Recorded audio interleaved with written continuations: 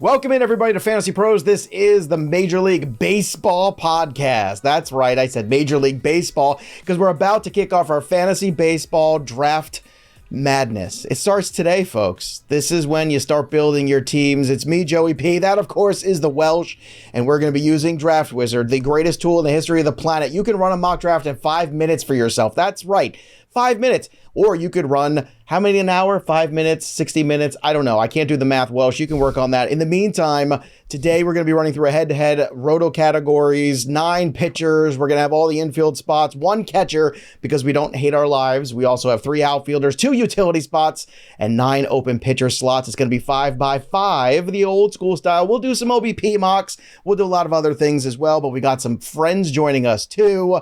The Wonky Penguin, Mr. Buster, just to name a few of the fun folks here and of our listeners. I see Houston's in there. I see Sasu. I see Dale. I see a lot of folks there too joining us here in the mid-afternoon. Welsh, it's a special time of year, our first mock, and I have specifically not mocked yet.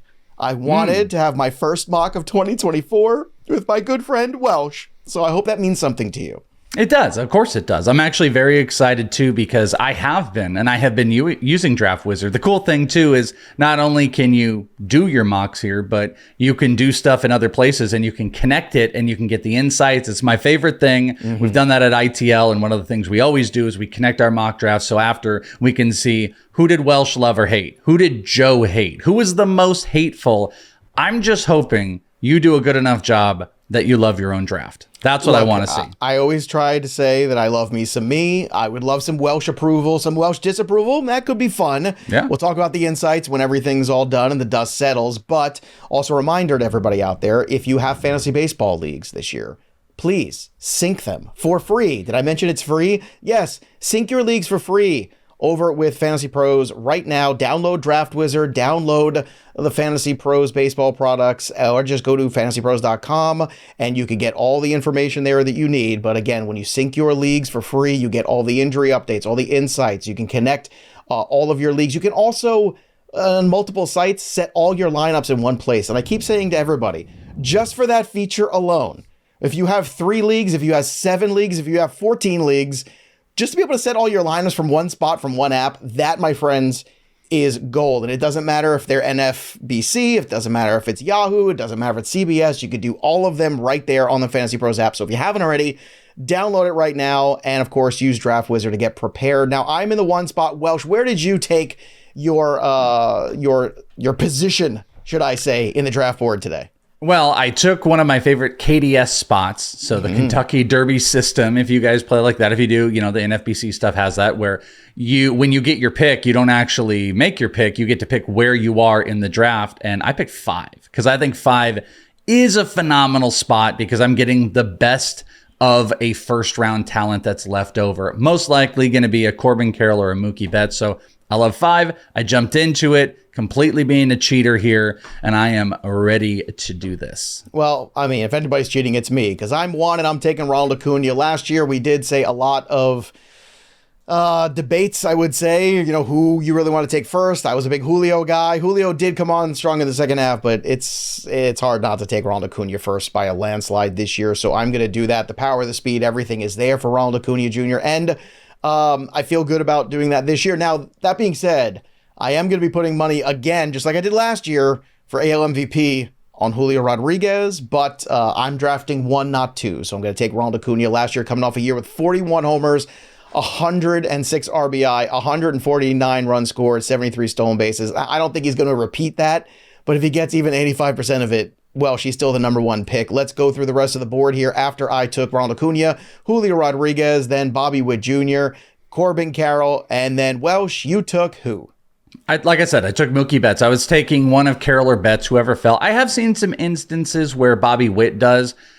I do love being able to get one of those big core 4 because you get the stolen bases. I'm not going crazy heavy chasing stolen bases this year like you need to, but the awesome thing is you get like great batting average, you get power and everything like that. But Mookie, I get the qualification at second and outfield, big homers. He's going to be leading off with Ohtani and Freddie Freeman hitting behind him.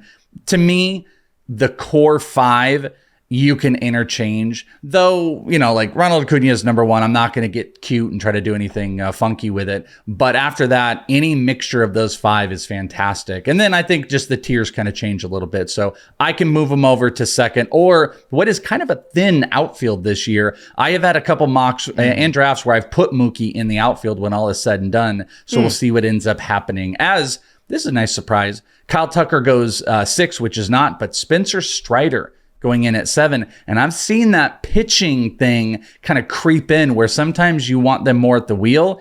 People are not letting Spencer Strider fall too much, so he goes 7 in our mock here. Okay, I love Strider. I'm not taking pictures in the first 2 rounds of any draft this year. Not over Tatis. Not over Tatis, who went next to, of course, our good friend Kelly, the wonky penguin. So that I'm sure she's very excited. I'm sure she's going to Slack message me during the draft here how excited she is for that pick. I'm sure she's going to win this too, by the way. I'm going to call the shot already that Wonky Penguin's probably going to win this mock draft because she always does. But as we continue on here, you make a great point about outfield being a little sparse. It's another reason why being able to lock in a top spot this year with taking Acuna or Julio makes a lot of sense. As Welsh said, the flexibility of Mookie Betts is fantastic as well. Tatis, another guy that gives you that. But I'll tell you what, man, I think when you're looking at the board this year, what makes it, using the Draft Wizard product, which is so great, is, when you go to the pick predictor, you can see, the percentages of what players or what positions are going to make it back to you. And the pick predictor is something that if you have the premium feature, you can link to all of your leagues for your specific draft. So it can go with you to your draft, not just in the mock drafts. And that's something I think a lot of people are still learning about the incredible products we have here for everybody, because we want you to be successful. But during football season, this is all I used was the pick predictor. Going through, I get the screenshot basically in my brain, whether it's on the app or on the desktop version, where I am looking at the players. I see the full list. I see where my personal drops offs are, something to that effect. And of course, when you use the cheat sheet creator too, I can use my own cheat sheets. You can use yours. We can make hybrids between ourselves or other experts, or use the ECR to do that as well. Yeah, the excitement around making this like an hour infomercial about it isn't an intentional thing. There's a ShamWow you get too. I'm pretty sure the ShamWow comes with the draft. Wham! This draft is not going to leak. But like we actually just did another walkthrough, just kind of getting revised of all this stuff. And it is pretty cool. I love the predictor versus the experts agreement, which you can use. There's a button, if you guys are watching on the video side, the set draft strategy. You can actually set your own strategy, and the bots as well, where you can get in and have like stolen base heavy stuff. It's really cool. We're implementing all of this, and it's something else you can see. The 5 minutes is you could just go in and have the automated system draft, and it's going to draft off of a combination of ADP and ECR. But we also invited our friends, so you can have cool mixtures. So that's why you can do a lot of unique stuff and even set draft strategies. So the draft ends up having a board like, let's say, Yahoo. So that's the cool stuff that we're doing here. But well, look, we got to pick up on these picks because crazy stuff is starting to happen. Yeah. Something exciting might happen. Something is. After Strider goes, Wonky took Tatis, then Freddie Freeman, Shohei Ohtani, Aaron Judge. At the turn at 112, Juan Soto, followed by Garrett Cole. All the Yankees right there. That's kind of a fun start to a team. That I understand. You want to go with a pitcher at the turn. I get it, because it's a long time before players get back to you. That I'm cool with. Not me, not at 1. Matt Olson, Jose Ramirez, Trey Turner goes next at 204. Pretty interesting value for Turner. Let's talk about him, because last season was tricky when it came to Trey Turner. 266 batting average. Now, he did steal 30 bases. He had 26 home runs, but Welsh, we all know the first half of the year was just not what we expect for Turner. But at the end of the day, he did match his 2022 runs scored. He did actually supersede his 21 homers from the previous year. He fell short in RBI by 25 or so, and the stolen bases were there. The batting average dipped. So any concerns with Trey Turner heading into 24? I mean, concerns versus like investment. Like, yeah, I think the stolen bases are starting to tick down. So if you're starting to give comparisons, like he doesn't have that big advantage, stolen bases against, let's say, Matt Olson's power or Jose Ramirez. Jose Ramirez is about the same at probably a position you would rather fill those at. So I have less interest in him this year. And my concern is just, I still think he's a solid player, but I don't think he is going to live in this elite territory. And he is surrounded by players that do elite things, or I would rather get those stolen bases at a third base with Ramirez than I would with Turner, or like I said, the power with Olsen, or you can buy back in on the bat. That Wonky took Bryce Harper. Actually, Wonky took Bryce Harper over Jordan Alvarez, which I think is a really kind of unique thing here. But if you're talking about overall offensive skills, I think Turner went from an elite standout to a solid contributor amongst a bunch of other really great players. He was in the conversation for 101 last year. And I think last year, too, was a certain amount of the first year of a big contract press. I mean, we see it all the time. We saw it Harper, his teammate who just went 205. So Alvarez goes at 206. Welsh, you are now on the clock. Corey Seager, one of your favorite things, just went. That's a real kick in the nuts for you. So what do you want to do here? How do you pivot? Yeah, nut kicked. Rochambeau there in the draft. I was like, oh my gosh, Alvarez, Seager, and they just went back to back. I loved Seager's ability for the batting average. God, that would have been really, really great. I'm just taking a peek here. Austin Riley is the predictor. Experts agree. I love Austin Riley for the big power with Mookie at third. But I'm staring over here. Oh, man. All right. Tough times, Welsh. Come on. You got 20 All right, we're going to seconds. go with Riley. I love Riley. I'm just not going to overthink Riley goes, then Marcus Semien goes. I know who I've got my eye on. So, Welsh, I can only imagine you know who that is, and I'm going to be upset if he doesn't make it to me. But I don't think he's going to. No. Ozzy Albies is the guy that I really want to pick up here. That's the guy that I would like. You know how I felt about Ozzy Albies last year. Yeah. I thought it was an incredibly ridiculous value you were getting on him. And guess what? I was right. 33 homers. He had 109 ribbies, 96 runs scored, 13 steals. Now, we'll see if I get him. Still 2 more picks to get there. Mr. Buster's on the clock right now. I think that, and there it is, Rafael Devers, Vladdy Jr. I get my Ozzy Albies. I'm so excited, Welsh. Good times. Now, I could go pitcher here, take Corbin Burns, Pete Alonso on the board as well, but as a loser Met fan that, hates life, that's a tough thing for me. You got to separate your fandom, but at the same time, it's a difficult time here. Cody Bellinger, Goldschmidt, also first baseman available. Jose Altuve, Nico Horner on the second base side, but I already have that filled. Shortstops, Lindor. So I could add more stolen bases, but I think I'm pretty good there. Third base is kind of tough as well because you're going to have, after the Gunnar Henderson group, Welsh, you took Austin Riley, you saw Devers go. As much as I love Dela Cruz, Machado's hurt, you're going to buy into Royce Lewis. Henderson is intriguing here as well. I'm going to stick to my guns here, go a little bit later on the pitching. Instead, I'm going to take another outfielder. I'm going to go ahead with Luis Robert instead and go that route. So it was tough there between Alonso, who doesn't give you any steals, but gives you elite power. But I feel like I'm off to a pretty good start with the guys that I have that give me a little bit of everything, and I like best available here. That's where I'm going. So we'll see if Draft Wizard likes me or not. Zach Wheeler goes next at 302, so he goes ahead of Corbin Burns. Is that surprising to you? Who and the what? And you threw me off. You threw me off with Luis Robert. Did who go ahead of who and the where? Zach Wheeler went ahead of Corbin Burns. I was just curious if that. I don't know if that's surprising necessarily, as is like not something I would do. Like I would go with Burns, but Wheeler is up there. I mean, Wheeler hits every facet. He is one of the top tier pitchers, top, I guess, 5 core. So I'm not really surprised about it. I would have kind of liked Corbin Burns to fall back to me. I did tell you, Luis Robert, you threw me off because there's a couple things I'm battling here.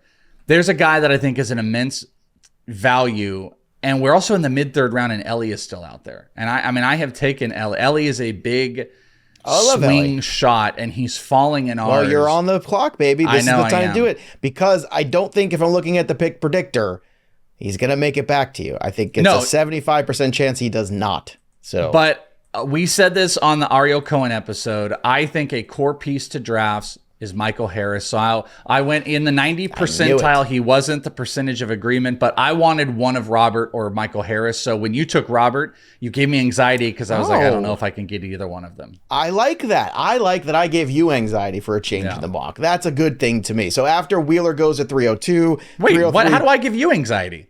Oh, because you always take guys that I want all the time. Okay. This is what we do. I never take Welsh guys, I feel like. But now I'm glad that I did. I was looking around. I was like, you know what?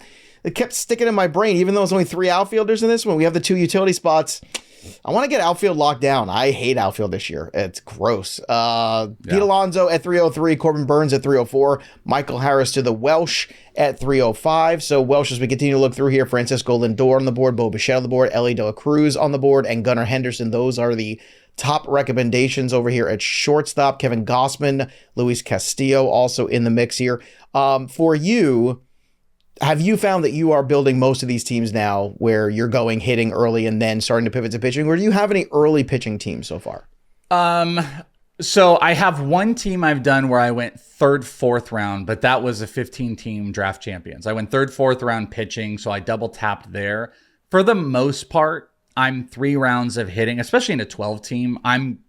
You're going to have to give me a big value to go into pitching. There are pitchers I like, and this next comeback around, unless there is some talent that falls, I'll be honest with you, like if Ellie falls back to me, I'm going to just take that risk in the 4th round.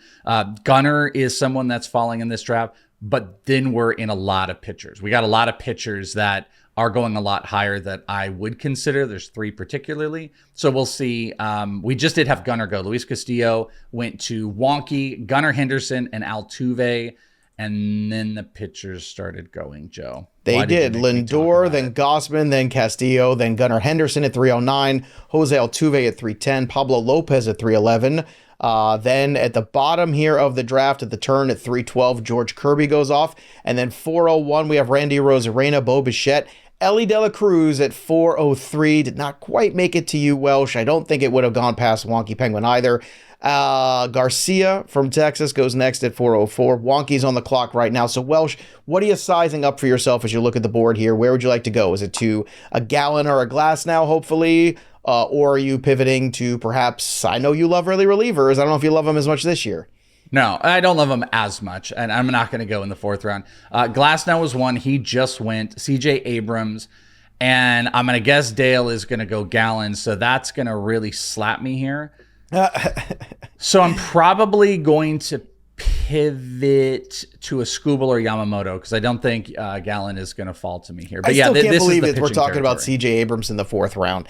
After last year, a player who was going in the, outside the top 200 that we keep telling everybody, draft this guy, throw some draft capital, be patient, even if the first half sucks. And all those things happened. And if he stuck with it, my God, was he good last year in terms of giving you return on investment. 18 homers, 47 steals, 47. I only hit 245. Now, 4th round to me, I still think it's a little early for my personal taste. That's just me. There's some other players I like more on that board. Like I wouldn't let Royce Lewis go or Alex Bregman go because I know what I'm getting out of those guys, but I get it. I understand the CJ Abrams love. I get it. It's just not something I'm ready to do quite yet. But Zach Gallen does go off the board. So 408, Welsh, you are on the clock. So my battle is just where do I want to go? Skubal's numbers last year, insane, of 80 innings or more pitched. Tariq Skubal had one of the higher K per nines, K percentage, lowest expected ERA of any pitcher with 80 innings or more. But then you've also got Yamamoto, who's going to be a wins monster. I think he's going to stack up strikeouts here. With my build, this is my all Dodger Braves build. I think I'm going to go Yamamoto here. No! And it's a 22% experts agree, and percentage it's on Tariq Skubal, but we're going to go Yamamoto to lock up my first pitch. That's what I was going to do. So now I feel like more innings. So. I feel like more innings were in play for me, and Tariq Skubal was the immediate pick right after me. Probably more wins as well. All right, so Skubal goes immediately after. I'm mad now. Welsh and I are even. We both upset each other, and it's only the 4th round, so who knows how this will go. Yamamoto goes at 408, Tariq Skubal at 409. Another guy, too. I can't believe we're talking about Tariq Skubal in the 4th round already, but he earned it last year. It's just a matter of can he sustain. And even if you go back to 2022 for the 117 innings he pitched, Welsh, he had 117 strikeouts. He had a 3.37 ERA. I mean, it was pretty spectacular. All right, I am now on the clock. So after Skubal, Aaron Nola, Nolan Jones, 2 guys straight out of my queue. So I'm not too happy about that. So this is the point where I have to ask myself, do I want to take a chance on a Trout? Do I want to go back to the Cody Bellinger well? What do I want to do here? Now, I could take Royce Lewis also. The suggested picks for me, Devin Williams, Freddie Peralta, Framber Valdez, and Logan Webb. So I'm pretty good with all that because I do feel like this is a good time where I like these pitchers. I'm getting high strikeouts. I'm getting win potential. So the question is, which 2 out of the 3? It will not be a closer for Joey P. I can tell you that. We all know that's not my bag, baby. So I'm going to go ahead and take Freddie Peralta first here. And I am going to probably double down here again and go with Max Fried. I'm going to listen to the draft wizard. I'm going to take the Atlanta Braves. I am all in on the Braves yet again here with Albies, with Fried, and of course with Ronald Acuna. That's not bad though. Cody Bellinger goes next at 5:02. Mr. Buster on the clock at 5:03. Welsh, would you have taken Fried and Peralta? Were you taking Framber and Logan Webb? What would you have done if you were me? I probably would have gone Webb and Peralta because I think they balance each other out. I'm looking at Webb right now. That might be where to go, but Royce is falling. I know. It took me everything not to take him, but I know if I don't take some pitchers here, it's going to get ugly real fast. That's what I do know. Yeah, and my only problem is I've got third base locked up. So I might go look at a Webb. The closing market hasn't started to tick yet either.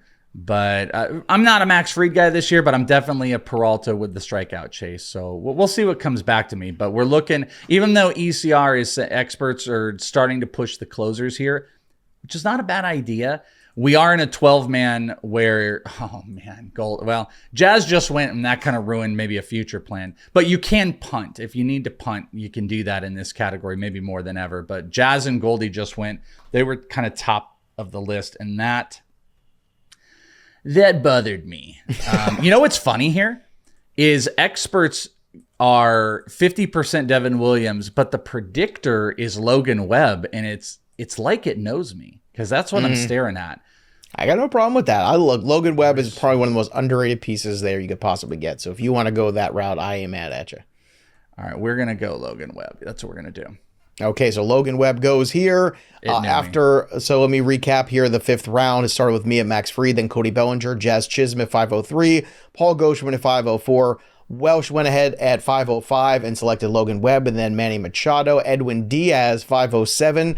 Coming off that injury, Welsh, you think that Diaz just bounces back to the same old dominant Diaz, or do you think there's a little bit of rust factor?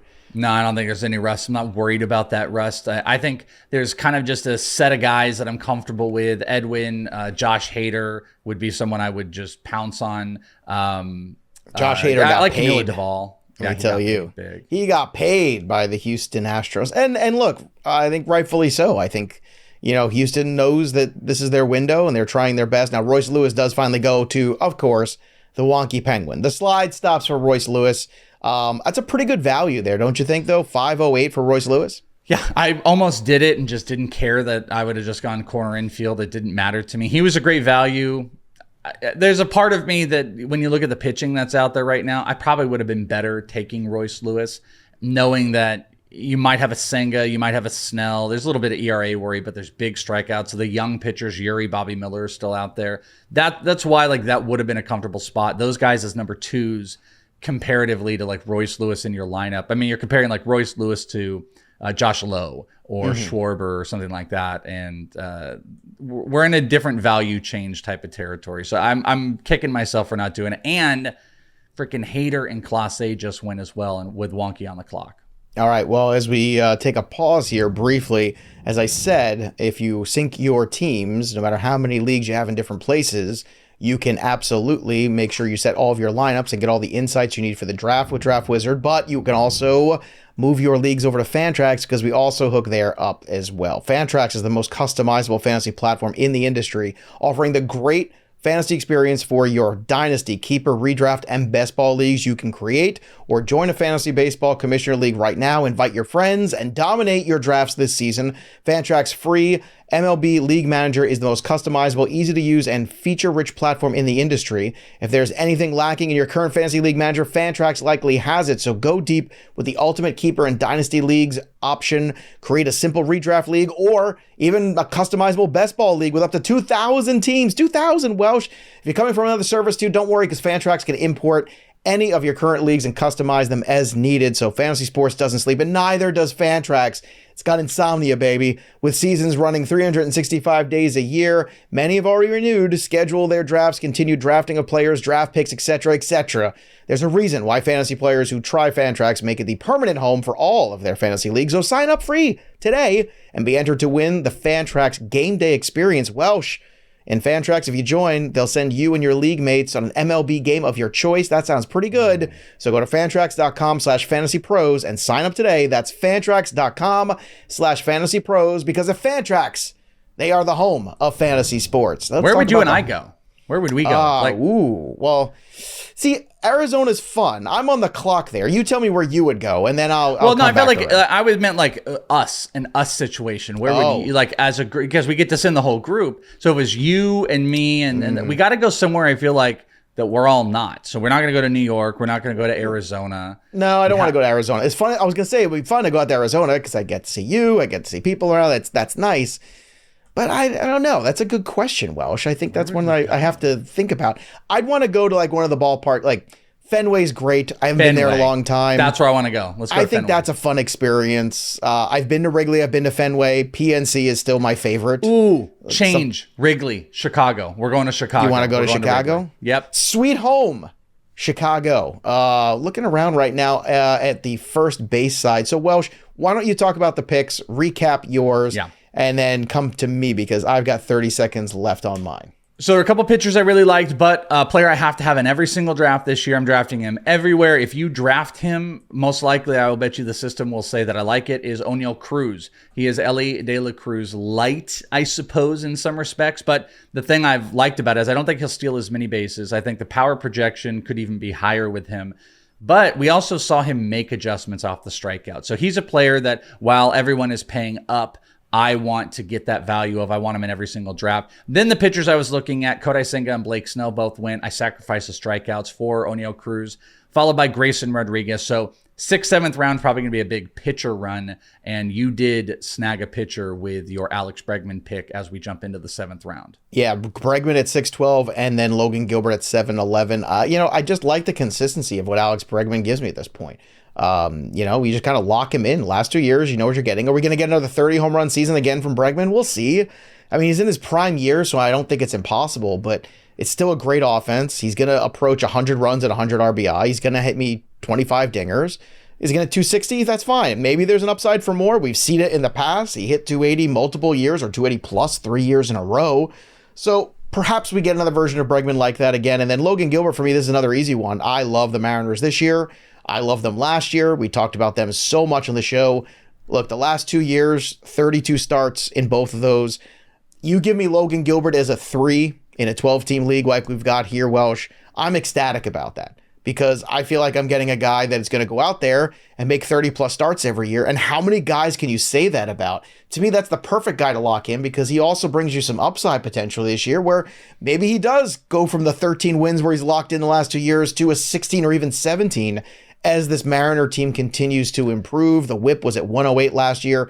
I love getting Logan Gilbert as my 3 along with Peralta and Fried. And because I have Fried, I wanted to lock in somebody else I felt good about. What do you think about Gilbert? And then let's recap the rest of the picks up to you. Yeah, the other thing I was going to say is the thing I like about Gilbert, he might be like the poor man's Logan Webb. I think he's consistent. That's exactly in the black book on Amazon right now that I wrote. Like he's exactly that guy. Yeah, that's exactly it. Yeah, because he's not like a major strikeout guy, but he doesn't walk. He eats innings. He's consistent. I've said this a million times over. Out here in Arizona, I go to tons of camps. I've never seen a pitcher work harder. He's the hardest worker I've ever seen. He's first guy in, last guy out every time I've ever been to Mariners camp. So I love the guy, and he's always tinkering and working through his pitches. So I think that's a great pick, and he's a sneaky one that you got, as we had a bunch of sneaky stuff just happen in these drafts as well. It did. Let's recap the sneaky snakes. We had at the very top there Gilbert at 701 and Kyle Schwarber 702, Yelich at 703, Luzardo at 704, and then you took Camilo Doval at 705. So you got a reliever. How do you feel about this? Yeah, I feel great. I think he's in that core of the top tier relievers. I spent the least capital of any single person to get, at one point, I didn't even remember if he led the league in saves. He was near the tippy top. But to get high-end saves like that, I'm going to take that every single time. So that's a gift. Everybody gave me a gift. That's right. Welsh does love presents. He does accept donations as well. You can always donate to him at Is It the Welsh over on X. Christian Walker, who I was contemplating at 706, but I decided to go Gilbert instead. Zach Eflin at 707, come up a great year with Tampa. We'll see if he can repeat it. Tristan Cassis goes to Wonky Penguin at 708. I know our friend Eric Cross is very big on him. JT Real Muto at 709. Then Will Smith, a little bit of catcher run there. A little catcher love back to back there. After that, we have Brian Reynolds at 711. Glacius to close out the 7th round. Into the 8th round, we have Willem Contreras going at 801. So again, the catcher run is strong here. Yuri Perez at 802. Bobby Miller. So back-to-back big-time young arms, Welsh. And you took a guy that I like. So let's talk about those two arms. Do you think those two guys are going to live up to the hype in 2024? Because I certainly do. I was so high on both of them after diving deep into the stats on them, trying their profiles this year. What do you think about those two gems? Yeah, I wanted Bobby Miller coming back. Everybody kind of slapped me here. I ended up taking Torkelson, maybe a little bit higher than I wanted, but I'm still chasing big power. But I was locked into pitchers. Wonky got one of the good deals in Joe Ryan, but Bobby Miller and Yuri Perez are the big upside plays. And I said this a whole bunch, kind of annoying, but it's just like, you know, the 150 innings is the new 170. And it's just like, I want the quality of innings more than I need guys to go 200, because guys just don't go 200 plus anymore. So I don't think innings management worries me much. I'm a Bobby Miller guy this year, but give me both of those guys on any rotation. I wanted them both, and they just went bam, bam in this draft. Nobody gave me the love that I wanted. Well, it's okay. I'll give you the love you want. What do you want? I'll give you some love. I'm going to go ahead and recap here after we had those two young pitchers go, Bobby Miller and Yuri Perez back-to-back, then Gleyber Torres, Joe Ryan to the Wonky Penguin, one of my favorite guys there. Ha-Seong Kim fell all the way to 806. He was my top recommended guy when I was picking around the turn, so he lasted way longer than I thought. Nolan Arenado next, and then you took a guy right out of my queue, Spencer Torkelson, a guy last year we were telling everybody to buy low on because it was time to buy low on Torkelson, and if you did, you got a monstrous second half. Can he build on that, Welsh, in 2024? Oh, I do think he can. The ballpark factor is probably something that halts a lot of people, and I completely understand that. But if you guys go and check it out, I just did a social short. We have these short videos we put out. That's hard to say, by the way. Social short. Social short. I was looking, it's about who the experts are taking. Torkelson's rank versus ADP, there's a 40 spot difference between people are ranking him and where he's actually going. He's being ranked higher than those. So he is a absolute target, huge 30 plus power. And I think he's going to build off of last year. And if the batting average improves, then we're golden. And I'd like the lineup. I think it's sneaky. Colt Keith signing a contract, so he's up is a good thing. All right, so I'm up here. We're in the hundreds. Kyle Bradish is an absolute no-brainer, even though I need outfield, and I'm a little bit avoiding it. Wyatt Langford went right in front of me, so people are trying to be mean and not let me have any of the nice things. We also had Churio. So, by the way, 9th round, Churio and Langford went right in front of me. So that would have been something I would have looked at. But Kyle Bradish was way too good of a deal. And I still need some SPs. That's my third SP. So Yamamoto, Webb, and Bradish. I love the floor and I love the ceiling of these guys. All right, let's keep on recapping here because after you had Torkelson go to you, we'll finish out the 8th round here. Jordan Romano, Nick Castellanos, Cole Raggins. Then I took David Bednar because I didn't have a closer yet, so I'll lock in him. We'll see if he gets traded this year now that they signed Chapman. Who knows? Maybe they'll trade all of them. Xander Bogaerts I locked in at shortstop. I thought he was a pretty good value there in the 9th round. I could have started to go with, the Churio who went next or one of those kind of picks, but if you're going to give me somebody that can lock in like Xander Bogaerts, I know Soto's gone and I know Machado's going to start the year a little hurt, but I still think there's enough there to help Xander Bogaerts continue to be a decent fantasy player. And I'm getting, again, a player that's going to give me power, is going to give me speeds, coming off a 19-19 season with 285 batting average. I'll take that. So Churio goes at, I just thought 9th round, like, come on, he shouldn't be on the board. I always say this, Welsh, price and force, It's fun to take, the sexy prospects and all those guys, but, when you have a 2020 player in the 9th round who hits 280, you take that guy. Like, you just do that. You don't look back. Churio at 902, Joe Musgrove at 903. Langford, as you said, at 904. You took Bradish, which is a no-brainer. He was the next guy in my queue, so I'm not surprised you went there. Josh Young at 906. Alexis Diaz at 907. Ketel Marte at 908. Spencer Steer at 909. Paul Sewald at 910. Yandy Diaz at 911. Tanner Bybee out of my queue. Man, I was hoping he would make it back to me. He did not. Very big fan of Bybee. We'll see how he does in 2024. He goes to end the 9th round to start the 10th. George Springer, old reliable. I'm sure he'll miss somewhere between 20 and 30 games, as always. Then 10:02, Esteury Ruiz. So there's your stolen base guy. I know in a head-to-head league, we have things differently. So is this a good value for Ruiz in a head-to-head category league where, you pretty much know what you're drafting him for? I'm fine with it. I think it's a little early. That's my feeling. I don't want to sit here and be like, oh, it was a great pick, because I'm not going to do it. But I have felt pretty steadfast. If you have a draft, and we haven't looked at that team, if they were like lots of power, maybe it's good batting average, lots of power. You get the Seagers, you get the Freemans, later you get the Adolis, and you get all these players, and you're like, wow, I'm kind of devoid of stolen bases. I don't mind taking up one of those outfield spots for Esteury.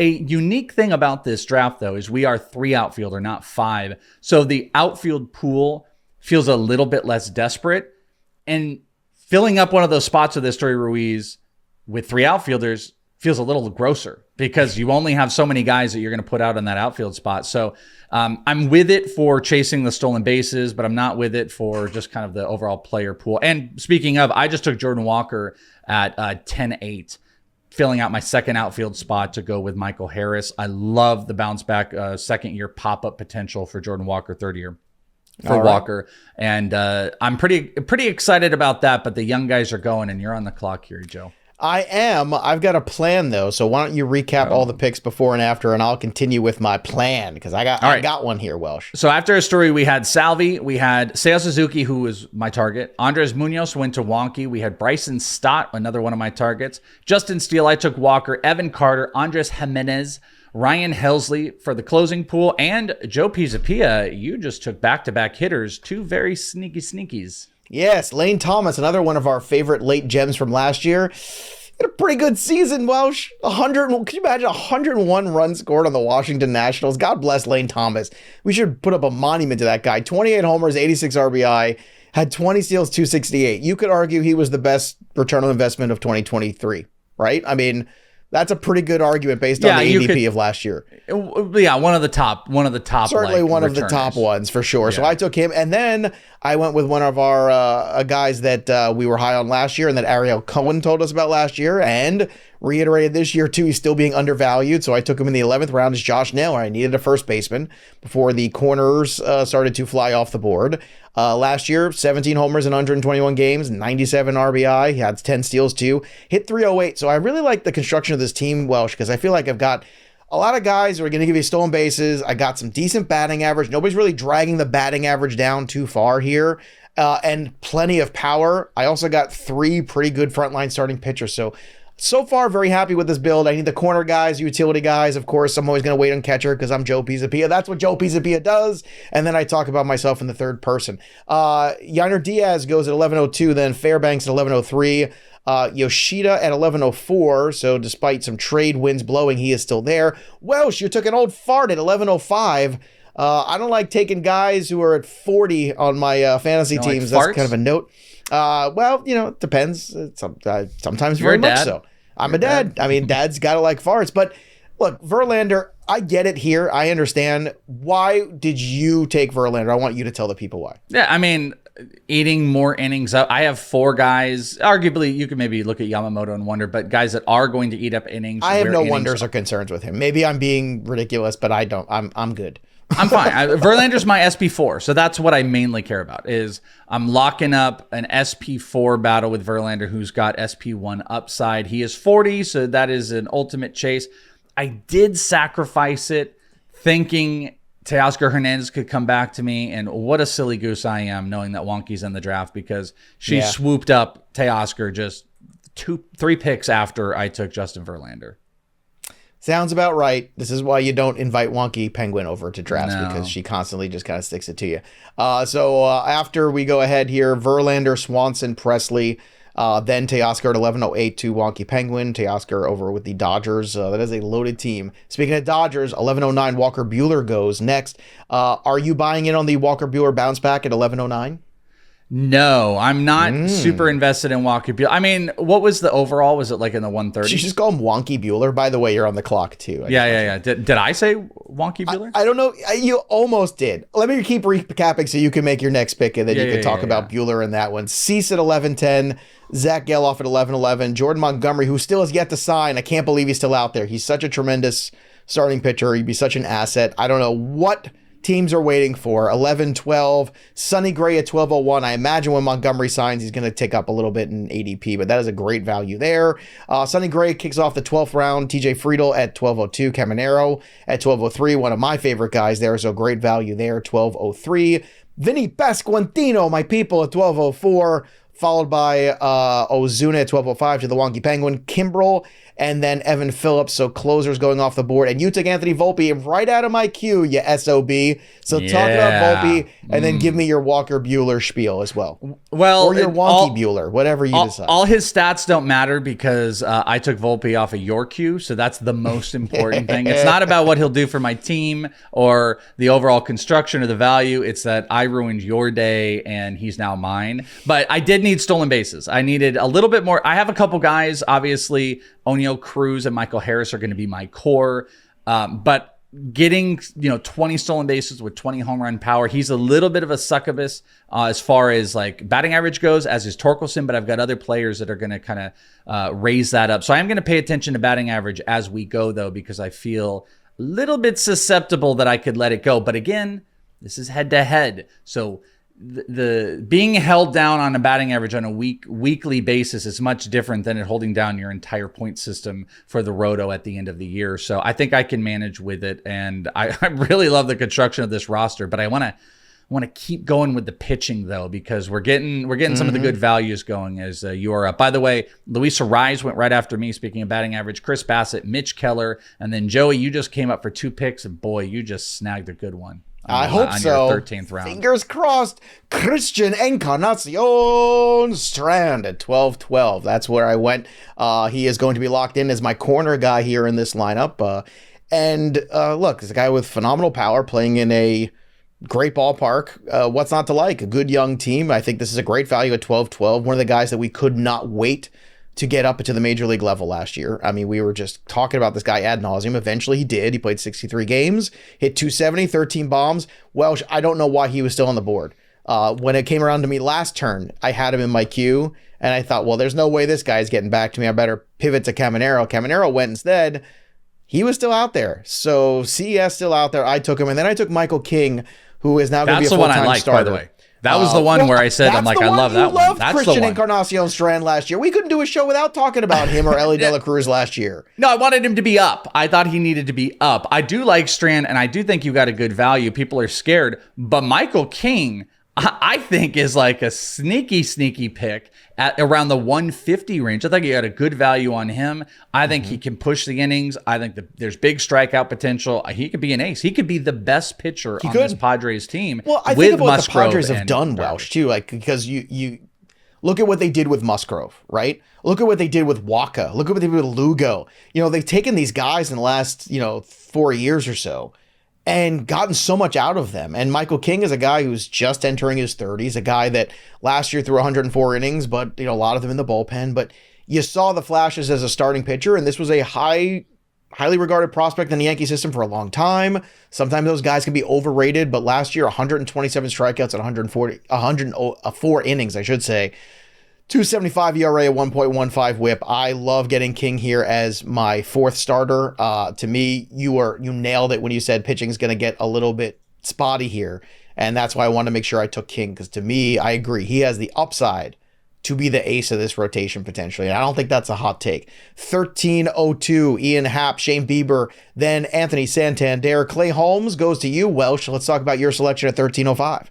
I just took 2 closers. I want 2 decent ones. I probably could have waited a little bit in a 12-man, but I felt that there was a tier change between Clay Holmes and the next crew. The next crew was like the Tanner Scotts and the Jose Leclercs and all these guys that don't feel guaranteed. Clay Holmes did feel guaranteed, but I absolutely screwed myself with both outfielders, Soler and Riley Green, that I was staring at, hoping they might fall. They went immediately after. And I still have one outfield spot, and the pool is getting pretty shallow. Yes. Pretty shallow. Very shallow pool right now. Still a lot of good players, though, available. We'll find them because, as you said, Soler at 1306, Riley Green at 1307. That's a tremendous value there.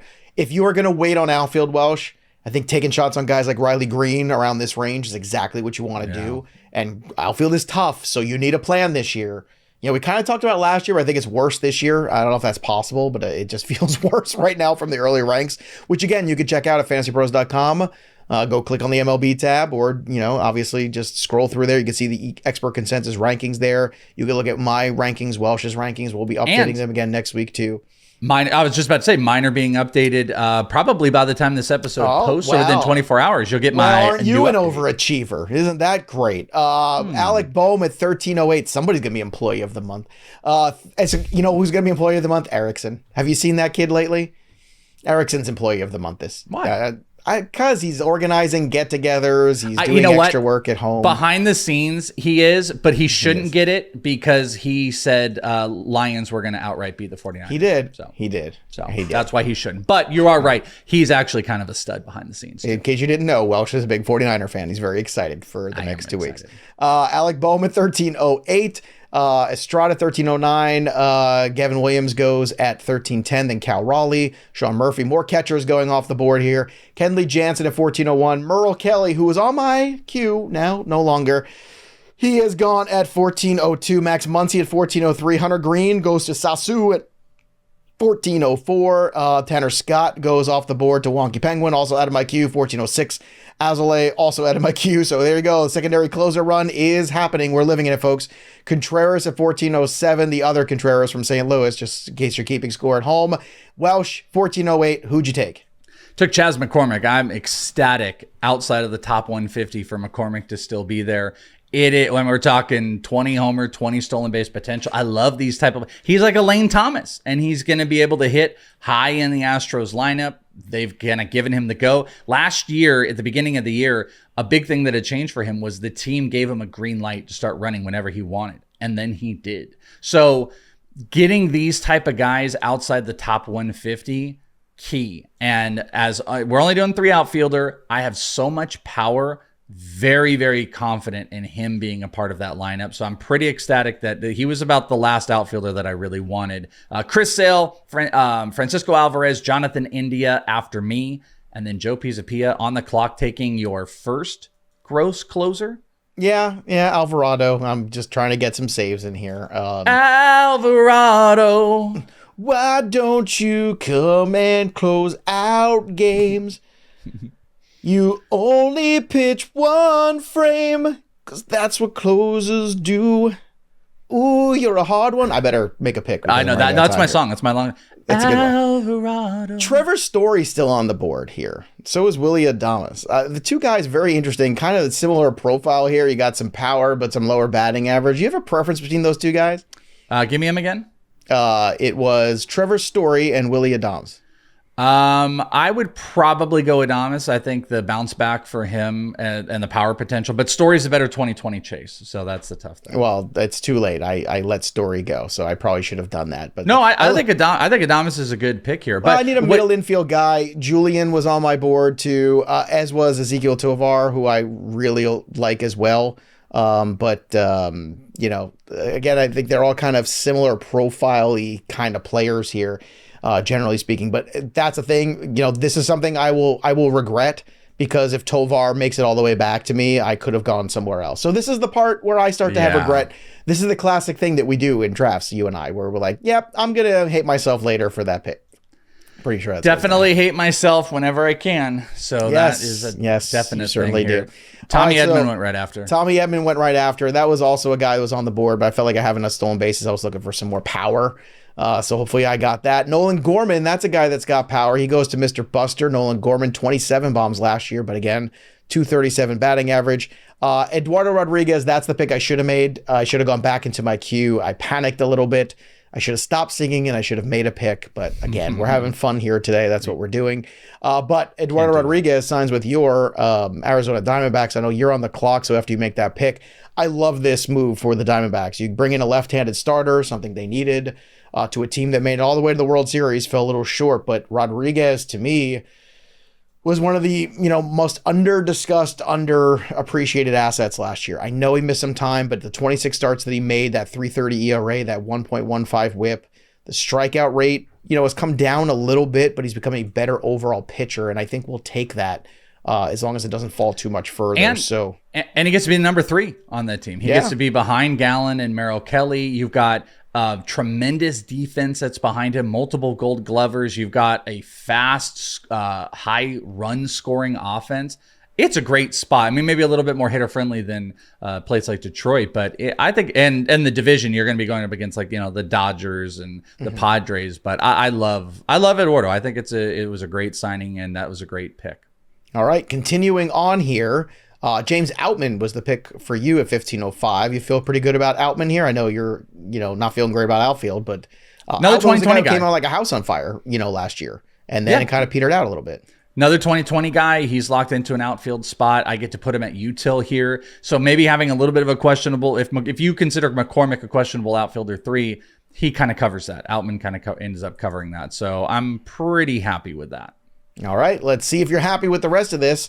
Because after Outman, Carlos Rodon goes, interesting bounce back. We'll see.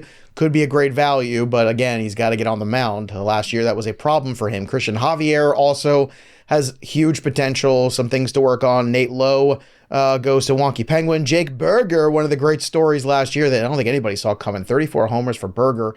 We'll see if he can repeat that for the Marlins this year. Gabriel Moreno at 1510. Shane Boz at 1511. Another piece Tampa's excited about. Tovar goes at 1512. Now I can sleep tonight. 1601, Chris Morel. Then at 1602, Brandon Nimmo, underrated piece. Eloy Jimenez at 1603. So we'll see if Jimenez can finally have a injury-free season. Don't bet on it, folks. Jose Barrios, 1604. Hunter Brown goes to the Wonky Penguin at 1605. That's a good one. Your old friend Lars Nootbaar at 1606. Paredes at 1607. Welsh, you're on the clock. What'd you do? Jackson Holiday, everybody. Thank you very much. Thank you very much. Though the system says 83% chance he would have come back, want to remind everybody that Churio and White Langford went 3 hours ago. And Jackson Holiday has as much of a shot to make the roster as a lot of these other guys. He got up to AAA. They also did not just hand over. They're not handing over Jordan Westberg that second base gig. There's an open opportunity. Roster Resource has him there. There's pick benefits. They're coming off of the pick benefit from Gunnar Henderson. I think there's a high likelihood that Jackson Holiday, if not up, is within the first month. So at this point in the draft, on a util spot, killer time to take a shot on him, especially with what the rest of the player pool looks like. So the projections may not end up liking me. I might get smacked a little bit or something like that, but I'm very excited to get Holiday where I got him. Well, Welsh, I'm pretty excited too, because I just think I nailed these 2 util spots. I went back to back for the 2 util spots, and I came away with not one but 2 guys. I came away with Trevor Story, who I was just talking about, and Rhys Hoskins, who just signed with the Milwaukee Brewers, which I love. I think that's a great move by the Brewers. I think it's a really good setup for him. Story, another guy too. I know last year there was some, issues with injury. We all know that with Trevor Story, but can he get back to that 2020 range? I think it's well within his grasp. I see the projections looking like that. I love this offense. I like the pitching. I think I'm a little thin, but I think every roster I look at, I'm going to feel like I'm thin at pitching. So I'm not going to let that worry me too much, because I do believe there's going to be, as always, guys on the waiver wire. So after you took Holiday, Brian Hayes, Yu Darvish, Max Scherzer, then I took Hoskins to end the 16th round. 17th round was Trevor Story, Crawford at 1702, Bailey Ober, who I almost took, but I just went offense, then Nick Pivetta at 1704. Welsh, you're on the clock for 1705. Well, we're almost at 200, and this seems like, also the system, the 61% of experts agree. It's a 70% on the predictor, which it kind of knew. Top lift, I need a corner infielder. upside on Noel V. Marte. I'll take Noel V. Marte if he's going to be playing 100%. third. Stolen base power. I am opening myself up a little bit on the batting average side, but I can do this in head-to-head more. So there's just another value dropping right into my lap, almost at pick 200. Look at Welsh. Cruz, Marte, Volpe, Jordan Walker. It's a nice little dynasty. It is kind of a younger team. Yeah, it is a little dynasty. You guys going to be able to go out and have drinks after the games? Or no? I'm just Nope. curious. Nope. None of them will be able to rent a car. I can tell you that. Get an Uber. There's Welsh co-signing leases for all of them in the spring training. All They're saying, they're like, you can have your kid have a Chase credit card. Like, nope, a debit card. Yeah. Brian goes at 1706. Then Jaron Duran at 1707. Oh, but everything's jumping on me. It's going so fast right now. Carlos Correa to the wonky Penguin. That's an interesting value there. Of course, he is Carlos Correa after all, though. Bryce Miller at 1709. One of the guys, again, house on fire, and then came back down to earth. Braxton Garrett at 1710. I think it's a pretty good value there. Jeremy Pena at 1711. Nady Eovaldi at 1712. Now we start the 18th round. Jose Leclerc at 1801. Do you think the Texas Rangers go out there and make a move for a closer this year? I think Hader was the guy. I don't think so. I mean, I wouldn't say that they wouldn't call like the Guardians if Emmanuel Clase is available and kind of poke around and see if they could get Clase. I think that's a possibility, but I think they might just go with Leclerc at this point. And man, I got just sniped right in front of me too. Polanco, by the way, who just got dealt 24 hours ago to Seattle. Jorge Polanco goes over there. So he also goes in this round as well. Everything's jumping again, Welsh, because I'm so excited about the picks. Stevenson goes next, then Alex Lang, Brandon Drury, Edouard Julien goes at 1806, so he does not make it to me. Brandon Pfaadt doesn't make it to me either. And you, Welsh, took who?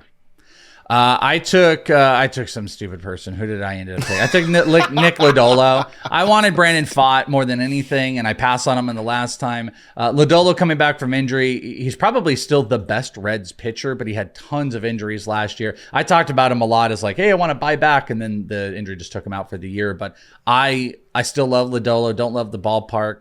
I maybe should have taken Savali for more of wins, but I've taken so many safe pitchers. I decided to kind of pivot from that. But Lodolo, even though I wanted Brandon Pfaadt more than anything. All right. I took Brian Bayo, and thank you everyone who corrected me online the other day because I was tired and I didn't say it did you right. drop some bellows? I dropped a bellow or two because I was tired, and it's whatever. It's people. This is what happens. Interesting too. I'm not one to take catchers very early, but there is a catcher I love, and it's the Yohapi. I can't get enough of the Yohapi, so I'm going to take it. Oh, I got a value pick. I got a thumbs up. Hey. So far, I got one reach alert, and that's okay. It's fine. But I got the value pick there. So Bayo, Yohapi, a very good selections there for me. I think I made up for the last 4 picks. I feel better about. I love how you said that too. You're like, very good selections for me. They're great. I was awesome there. I was awesome there. I feel good about. I love me some me. Yeah. Candelario at 1902. Mr. Buster up next. So looking at your roster right now, I know for me, I'm pretty full up here. I've got 2 pitcher spots left, and then the bench spots. What do you have left? Yeah, I've got catcher, and then I've got 2 pitching spots available. And we kind of got a player pool that looks about the same, and I'm battling where I want to go here, and this is kind of the trick of what can I make work. All right, so this is what we're going to do. We are going to go with, I think this is a good, even though ranks aren't up to it, a good shot for Shoto Imanaga. So, I mean, he's a love of a lot of the analytics guys because stuff plus numbers on the fastball absolutely pop. He's a lower 90s pitcher. I don't exactly know ballpark factors are going to affect Imanaga, but he's going to get a shot to be one of the top pitchers on this, get a bunch of innings. So I'm pretty happy with that spot. Though I think the system said he might have lasted a little bit longer, but he was starting to poke up. So I feel like Wonky might have been looming. Okay, well, she does that, so it's very possible. So yeah, after she looms. She's a loomer. So Imanaga's gone, Morton's gone, Bo Naylor's gone at 1907, then Pepio at 1908, Tristan McKenzie at 1909. Continuing on, JD Martinez at 1910, then Jonah Heim, our good friend, and then Mountcastle. That's Mike Mayer's favorite person on the planet at 1912. He's at Senior Bowl right now, so shout out to Mike Mayer hanging out in Alabama. If there's a person I can't think of in a place, it's Mike Mayer in Alabama. Can you imagine? It's Mike Mayer, Derek Brown, and Thor Nystrom in Alabama together. Derek and Thor, yes. I don't know if Mike Mayer is going to make it back. But Mayer is with those guys. He is with them in Alabama. That's why he might not make it back. That's right. Because goodness knows I've hung out with Debro and Thor quite a bit. And those are fun times. And we'll be doing that in a few weeks, which I'm very excited about. So in round 20 here, and after this round goes through, we'll start recapping our teams, and then we'll talk about the grades. We'll predict what our grades might be, and we'll take a look at the tools at the end. Again, sync your leagues. It's free. Go do it right now. Download Fantasy Pros Baseball app. Do it right now. Don't wait. Start syncing your leagues. And of course, the option there to go premium is going to help a ton. 20th round. Here we go, Welsh. Alex Kirilloff, Lourdes Gurriel. Then you have Sawinski at 2003, Giolito and Taj Bradley straight out of my queue. Thanks, Wonky Penguin. That pissed me off. That one pissed me off, Penguin. We're going to have words after this. Vaughn at 2006, then Mason Miller. Welsh, you're on the clock for 1208, and then it's coming back to me for some more. Man, I feel like the Dale person in front of me just took my list. And they're like every single time, they're just snapping up the players that I want. It is killing me here. Killing me. All right. We are going to go. You know what? I actually agree with this expert's pick here. Justin Turner just signed a 1-year deal with the Blue Jays. It's a great lineup. It's a batting average guy. I've taken a couple risky shots here, a lot of RBI opportunities. So this is a really good bench bat to put on there. Especially, I would also point out, it's the perfect player when I go and take a guy like Jackson Holliday, who's locked into my util spot, take him out and put Justin Turner in. Those are the type of players why you can take those shots after 150 on guys like Jackson Holliday, who might not be up right now. I'm going to ask you a question. I want you to be honest. Is Byron Buxton in your queue right now? It's 100,000%. I knew he was. Without question, he's in my queue. He will be drafted by me unless someone else is rude. He's going to go back in the outfield. Healthy, quotes, healthy. Hey, listen. Sometimes you can't control who you love. You can't control who you love. Love finds you. And yes, but there's also abusive love where you want to help your friends get out of those relationships. You don't want those people to be in those relationships. Well, that's the thing. I'm not ready, That's the thing, Welsh. All right. The heart wants what the heart wants, and the heart wants Buxton. All right. The heart wants me to take more pitching, so that's what I'm doing here, and it'll recap my team. So I like to pick a Turner. Then Stephen Kwan goes next. Ryan McMahon. Kenta Maeda goes right before me. That's Kenta Maeda, by the way, Welsh. Kenta Maeda. Quantada Maeda. I took two pitchers here, Marcus Stroman and Andrew Abbott, back-to-back here. Abbott had a good showing last year for Cincinnati, and Stroman, look, man, the guy was electric in the first half of the year. I still think it's going to be a hot mess for him with the Yankees, but I can't. It's between him and Reed Detmers, and as much as I like what Detmers can offer, I'm looking at the win potential of Stroman. I'm looking at the Angels, and I think the Angels are going to just be a huge deficit this year there, so give me Stroman. We'll take the flyer. Michael Wacha goes next. Let's take a look at our rosters here. Mine is full. I'm going to run it down, Welsh. You can give me your opinion after you make your pick. Logan O'Hoppe at catcher. Josh Naylor at first base. At second base, Ozzie Albies. Shortstop, Xander Bogaerts. Alex Bregman. Christian Encarnacion Strand. Willie Adames. Then the outfield, we have Ronald Acuna, Luis Robert, Lane Thomas. My utilities, Rhys Hoskins, Trevor Story. The pitching staff is Freddie Peralta, Max Fried, Logan Gilbert. Then Bednar, Michael King, Brian Bayo, Jose Alvarado, Andrew Abbott, and Marcus Stroman. Do you think this dog will hunt? What do you think this is? A B+? Feels like a B+. That sounds like a B+. Again, the only thing I think that matters is, do you like your team? You love some you. I love this team. But will robot version of you? Will robot me like will it? AI Joe agree?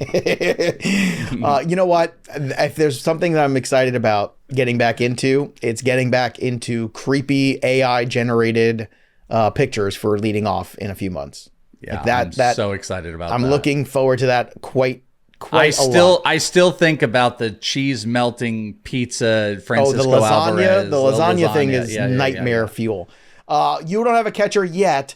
Spencer Torkelson at first base, then Mookie Betts, O'Neal Cruz, Austin Riley, Nove Marte, Anthony Volpe. Really good infield there. Then the outfield, Michael Harris, Jordan Walker, Chas McCormick, Util, James Outman, Jackson Holiday. Again, this dynasty team of yours is really exciting. I can't wait for these kids to get out there in the sun.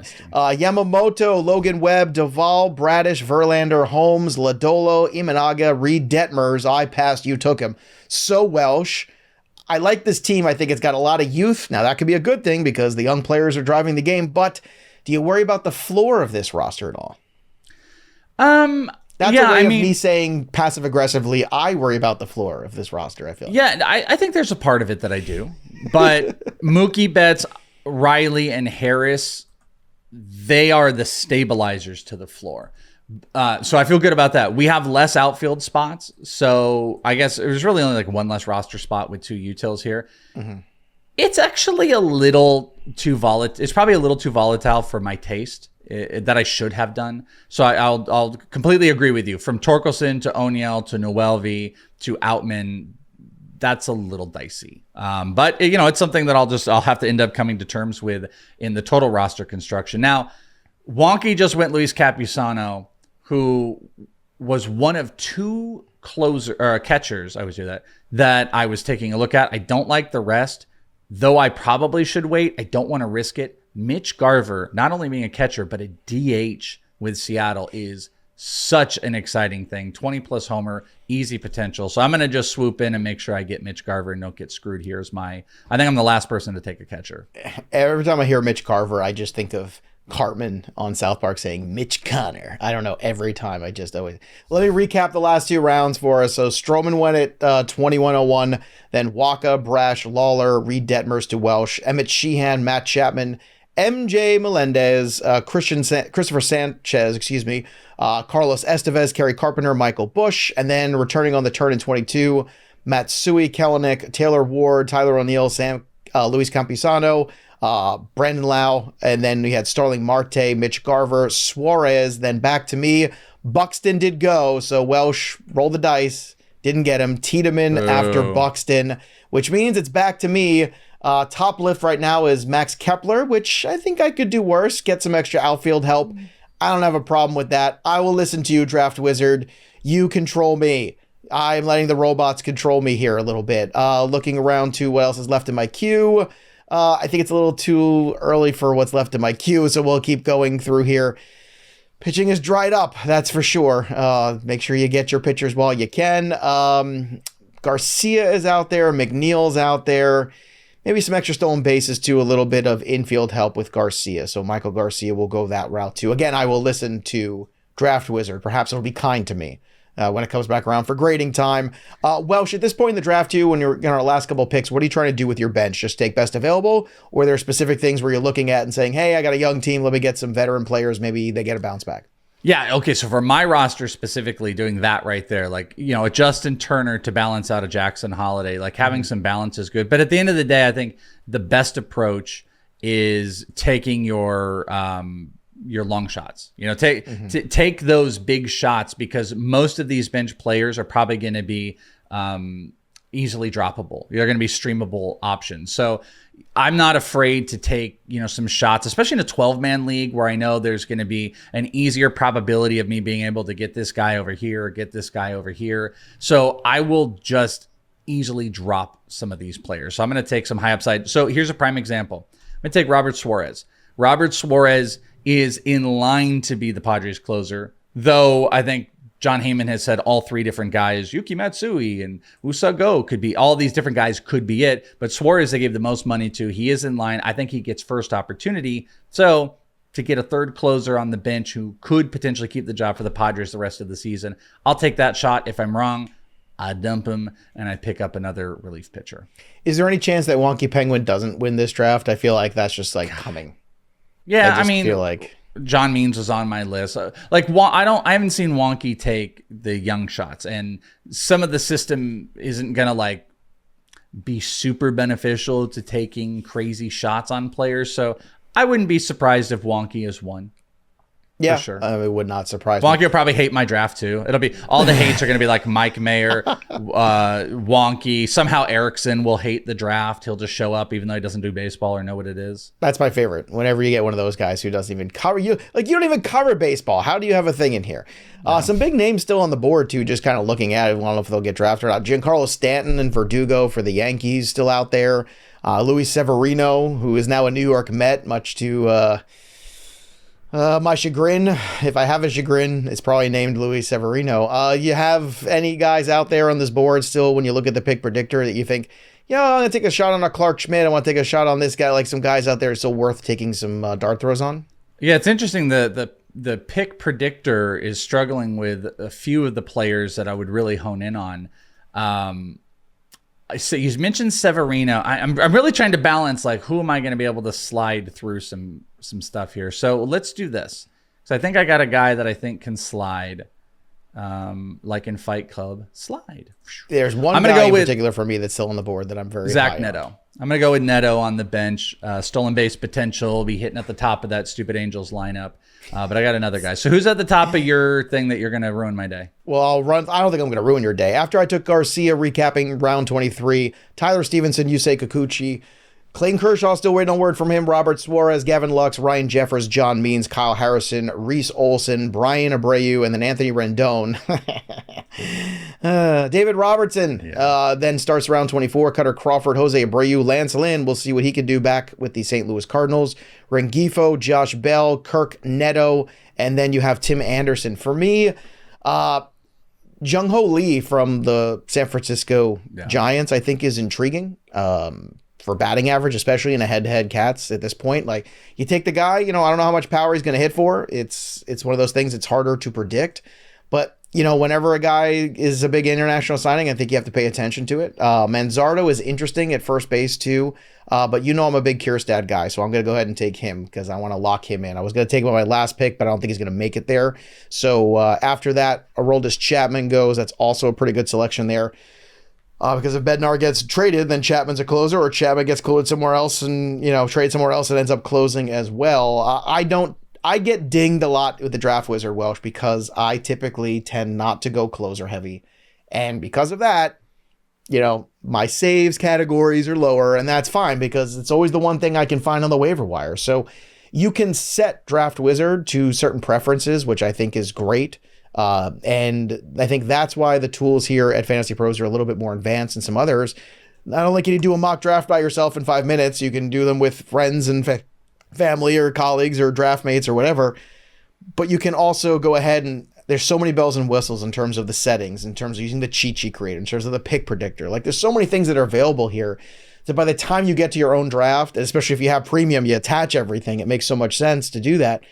But I feel like it's like working out before the match. It's like, running before the marathon. Like, I just feel like it's so useful. By the time you get there, you feel so prepared for all of your leagues. And I mean, look, man, we're very lucky to work here because our development team is the best in the business, and they put together the best draft software I've ever seen.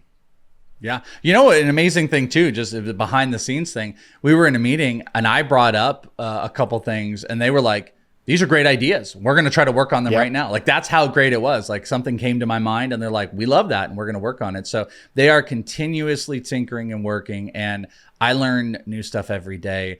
And I also learn how excited I am that you love Kierstad because you passed on Manzardo, and that is exactly who I wanted and exactly who I took. I figured it was between those two guys, but I like Kierstad. I like the guy with a little bit of edge. So Vaughn Grissom goes after Chapman. Jansen, you took Manzardo. You're up for another pick, but Edward Cabrera, Paxton, Adams, Severino, Lopez, Griffin Canning, Brandon Woodruff, then Barlow, Mackenzie Gore, Bryant in this last round, Fraley, Jeffrey Springs, Cano, Lugo. That's a good pick in round 26, by the way. I just want to point that out there. Welsh, make your last pick. I'm going to make my last pick, and then we'll get our grades and get out of here. What do you got? All right, last pick here. Let's mess around. All right, no. We won't mess around. I was thinking about Jordan Hicks. We're going to take Garrett Whitlock. I like... Okay. I think you took Bayo earlier. Kyle Bodie going and working, the former the guy that created Driveline, going and working with the Boston pitchers, I think is going to have a really good bounce back. The system may not love it at the end of the day, but I like getting Garrett Whitlock at the end of the draft. All right. I'm going to probably take another outfielder here between Austin Hayes and Verdugo. I hear, Verdugo's a bad clubhouse guy, and I don't have enough Orioles, so I'm going to probably take Austin Hayes when it comes back. If he makes it back to me after Whitlock, John Gray goes, another good selection there. The pitchers, too, again, I'm just looking at the guys that are left. It's tough. I mean, it's Clark Schmidt, it's Tyon, it's Ranger Suarez, Alek Manoah, that reclamation project, that's going to... Do you think he Please do that. Please. How about Paul Skeens? Should I have some fun there? Probably not. I just don't think. I mean, you absolutely can, and the system probably won't hate it. I just don't think Skeens is up. Austin Hayes goes. But it doesn't matter. The picks are in. The standings are in. So let's recap. I got an A-, not a B+. Thank you, Draft Wizard. Finally, somebody likes me. So my first draft was an A-, nowhere to go but down. Welsh, what was your grade for a Draft Wizard? Hated my draft so bad. It does. A C. I got a C on that. Yeah, wow. You're 10 of 12. I am 3 of 12. Wonky Penguin, of course, beat me.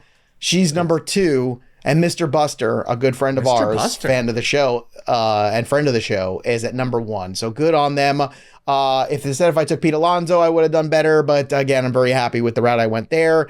I got Rhys Hoskins as a steal, Kepler and Verdugo as steals. I reached for King, which I disagree with, and Bayo. I think neither of those guys are reaches. I feel good about that. Yeah, I agree. And in terms of looking at the expert opinions, Chris Towers, thumbs up. Ariel Cohen, the number 1 ranker on Fantasy Pros every year with the projections, right there, thumbs up. And Mike Mayer liked my draft. I probably should never draft again. Ironically, Kelly Kirby, the Wonky Penguin, and Scott Pianowski hated my draft. So there you go.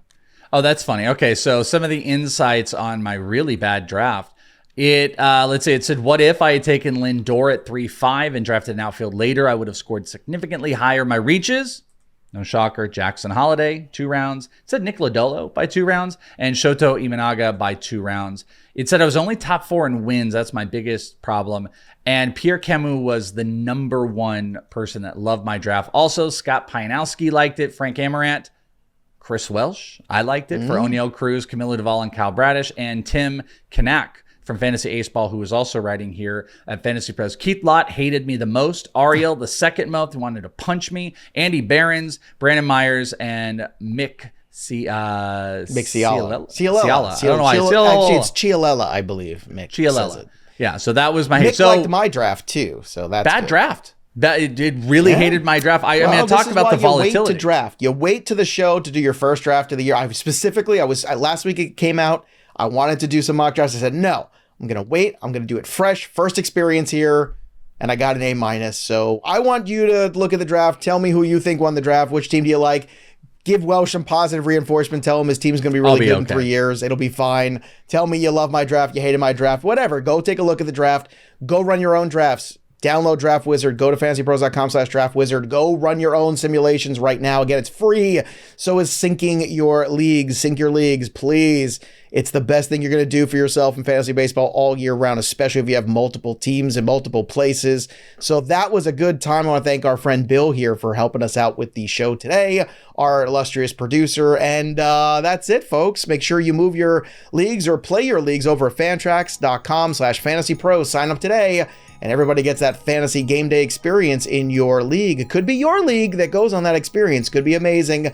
That'll do it for us, though. But the story of the game goes on for the Welsh. I'm Joey P. We'll see you next time, kids. Peace.